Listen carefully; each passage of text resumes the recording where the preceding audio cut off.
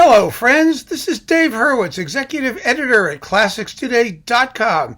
You know, some of the most interesting and catchiest and most entrancing and delightful pieces of music are really, really short. So short that we don't even notice them. I mean, we love them, we hear them, but they can't possibly get any attention on their own. And that's what I propose to do. Because, you know, some of these talks are very long. Some of them are very extended. A lot of you like that. I mean, you like it when I go through a pile of dozens of recordings of something that's endless. But I want to spend just as much time talking about things that don't take any time at all, including me, including these talks. I want these to be a little briefer as well, because brevity is the soul of virtue, at least according to some.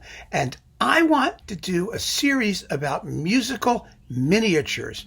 Here are the rules.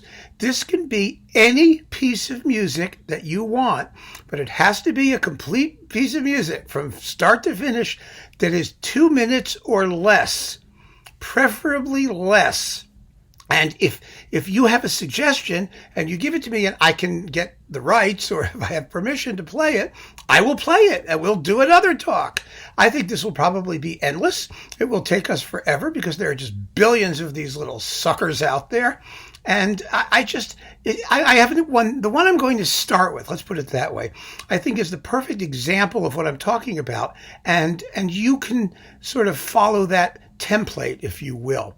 The piece is The Dance of the Mountain King's Daughter from Peer Gynt. Grieg's music to Peer Gynt. Now, everybody knows and loves Grieg's music to Peer Gynt.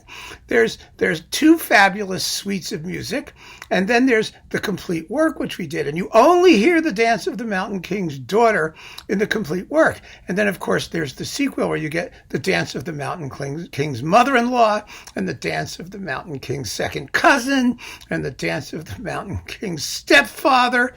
The Mountain King had a large extended family, all of whom get dances. But seriously, folks, the Dance of the Mountain King's Daughter, I think, is one of the most colorful and attractive pieces in the entire Peer Gynt incidental music, but you don't hear it in the suites, probably because it's too short. It's only about 1:30 to 1:40 long. And so, I mean, what are you going to do? I mean, what's Grieg going to do? He didn't include it in the suites. And it drives me crazy because it's just so catchy and it's fabulously, interestingly orchestrated, which actually may be another reason it's not included in the suites. Let me tell you what the scoring is, okay?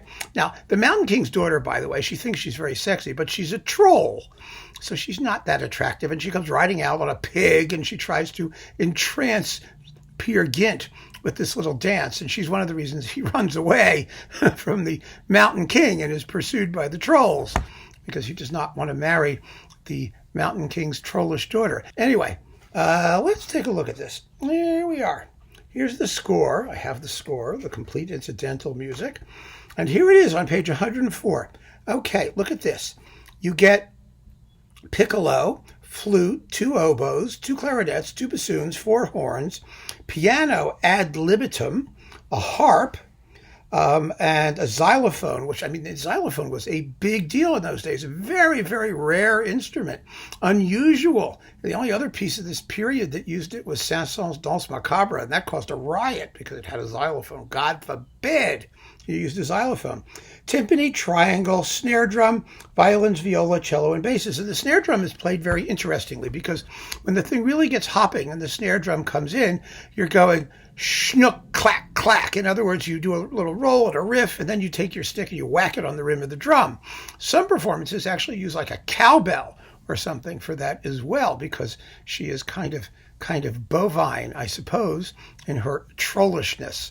But it's a wonderful little work. And like so many of these pieces of incidental music, it just consists of the same tune played about 3 times in a row, each time with different scoring. So the magic is in the sonority and in the melody, which is heavily influenced by Norwegian folk music and harmonically really, really interesting. And that's what makes it so fabulous. And of course, the orchestral textures with the xylophone, and it begins with col legno strings, struck with the back of the bow. It's just fabulous. And the performance we're going to hear is this one on Audite. This is a 5-disc set of Grieg's complete symphonic works. You may have seen my video where I did sort of the complete Grieg rundown. And this was one of them. This isn't as complete as the other complete Grieg rundowns because it sticks to just symphonic works. It doesn't have choral and other things, although it does have a disc of orchestral songs. So, there is some singing. And the Dance of the Mountain King's Daughter is included separately because they don't give you a complete Peer Gynt music disc. You get the suites on disc 1, and here on disc 5, there are 2 additional orchestral numbers, including the Dance of the Mountain King's Daughter. So the conductor here is Ivan Odland, and the WDR Symphony Orchestra on Audite, once again, with the Dance of the Mountain King's Daughter. Here we go.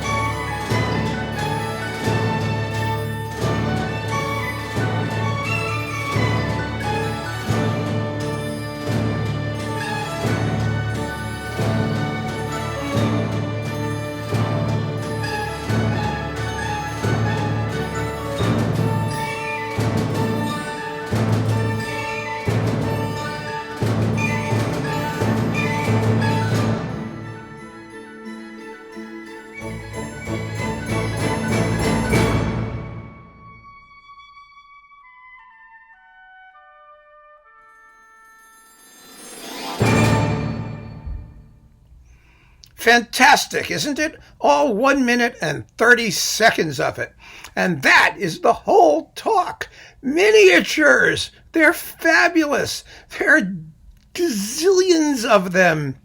Tell me what your favorite is, and hopefully we'll have a run at some of them anyway. I love doing these series. I love having the opportunity to hear what your opinion is and to see how much great music there is out there, so much of which goes unrecognized. So, thank you for listening, folks. I look forward to getting your suggestions. Remember, 2 minutes or less, maximum. And it can be orchestral or piano or solo, doesn't matter what, but 2 minutes or less from any period, any place, anybody. We're in business. Keep on listening, folks. Take care.